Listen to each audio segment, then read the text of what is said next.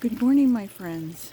I wanted to do a pre-Hurricane Ian video so that I might have some record of what was standing before the hurricane hit. And I'm in Central Florida, and we are expecting, so far, this is Monday, the 26th, and what's supposed to hit on something like Wednesday or Wednesday night, Thursday morning. So I'm out here, and I thought I would just do observe what's still on the trees. You can see the plumeria still have a lot of leaves on them. We are getting a fungus, a rust it's called, and it affects the leaves and then they turn yellow and fall off. But I would guess if we have some really heavy winds, if we're experiencing something like 100-mile-an-hour winds, which we've gotten back here. Couple years ago, I think we had a hurricane and we were getting 125-mile-an-hour gust. And Rick was sitting on the back porch, and he watched the whole thing. And he's a braver man than I. And so, but our plumeria were a lot smaller then, so a lot of these branches could get snapped off. I'm intending, this is my Moringa, and I have about 8 or 10 of these, but what I'm going to do is I'm going to go ahead and top them so that I can at least hang on to the bark. It'll come back. And you guys know, I've told you this, Moringas are the tree of life, so we want to hang on to the root of it and the bark. So I have taken out, I had sweet potatoes growing there. I had them also growing all over here. And funny thing, you can see I have a little vine coming up that has decided to return. So I'm going to leave that because we just love the leaves are delicious. So let's see. I had sweet potatoes over there, and I have taken those up, and you can see I've turned this over a couple times, and you can see there's another little slip that didn't want to come up. This is a Brazilian spinach that has it's just taken over. This was just like one little sprig when my friend gave it to me. Oh, look, I see myself.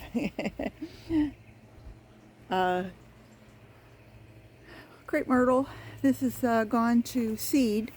These are the pods, and those will open and just fall. But it must be a sterile type because they don't really produce any little plants. A lot of the times they will send off, from the root will come up. You can see here's more Moringa.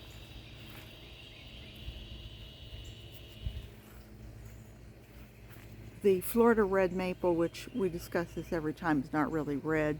About the only time you see it looks like it's red is in the fall. It'll get a little bit of color to it, and then all the leaves fall off. And then in the spring, when it first comes out, the leaves look like they're going to be red, and I think, oh, that's so exciting.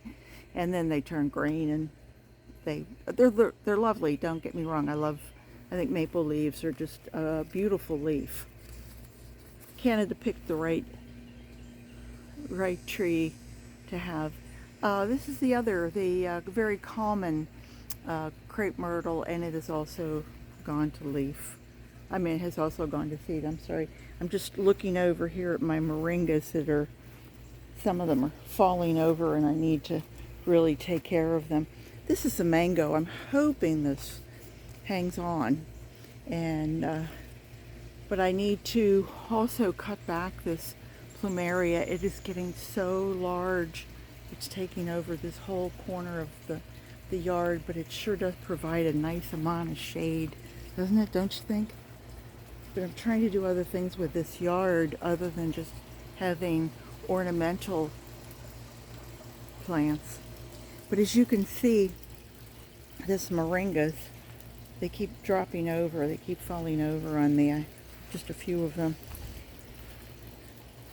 But all of these, I thought I would show them to you now. all of these really, if I take all of this off and just hang on to the branch, to the main stem, then the wind will just pass right through it, and I have a better chance of them surviving. I think they're saying in our area we're in the most likely to be affected by it. You know, they pull up the state, and we're like a big finger hanging down, and Orlando is just right up about the knuckle, halfway down your finger, and so we're kind of like Tampa, Orlando, that area is really going to take the brunt of it. This was also where I had my sweet potatoes. I had those little teepees that I made, and I got hit with some whitefly, and boy, it was ugly. I don't like being consumed by whitefly. So anyway, this is Juicy Fruit Lane. I've shown you Juicy Fruit Lane before, and I planted marigolds, which haven't really started to bloom yet. I don't see any. No, I don't see anything. I think it maybe needed to be fertilized. This is my 20th century Asian pear. That was right. There we go, Asian pear. Have I got a little strip on it? Yeah, there it is, 20th century Asian pear. It's starting to come back. I have one on each end, and then I have the Florida Prince peach tree in the center. And then I've got the two mangoes, one here and one at the other end. And then I have the cold hardy figs that I bought this year as really tiny little things. And here's the funny part, you guys saw me raise the Everglades tomatoes. Those are the ones that look like they're about the size of a blueberry. Well, this was sitting by a few of them that had come up, and they started to bear fruit. And I mean, they were really tiny. And sure enough, the seeds fell in this pot. I don't know if you can see, but I've got 1, 2, 3, 4, 5, 6. Do I see any blooms yet? No blooms on it yet. And then on this side, I had the Principi Borghese tomatoes. And you can see that we've had little volunteers coming up here. So instead of starting ones from seeds, why not just pull those up and transplant them around? Peggy, you've got your job done for you. So anyway, I won't hold you a long time, but I just wanted to show you what the yard looks like pre-storm. And this is the end of September, and we have just been getting a lot of rain. Every afternoon we're getting rain. So it's been good as far as we don't have to run our irrigation as much, but it's a lot of water to contend with. So mosquitoes get to be high, and fungus gets to be high, and all those different things that we want to balance. Wouldn't it be nice to send an order up to Mother Nature and say, could you rain between this time and this time, so that everything has a chance to dry off and be perfectly dry as we go into evening, so we don't get fungus. But it's not the way it works. So anyway, I just thought I would take you through and show you that. It's my backyard. Front yard's probably about the same. I might get out there later on today and check that out. But all of this stuff has to come in. Any of these pots, anything down here, anything that could be a projectile has to be taken in. Anything on the porch, my whole back porch, including the worms, as heavy as they are, they're probably a good 30-35 pounds.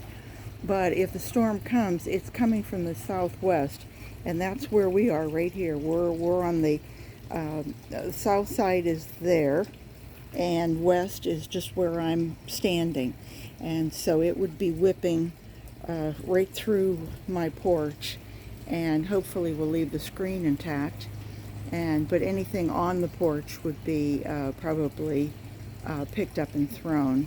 If you've ever been in a very strong hurricane, you know that something that you can't move, well, big storm can. So anyway, take care, everybody. I hope if you are in Florida that you're being wise and taking precautions.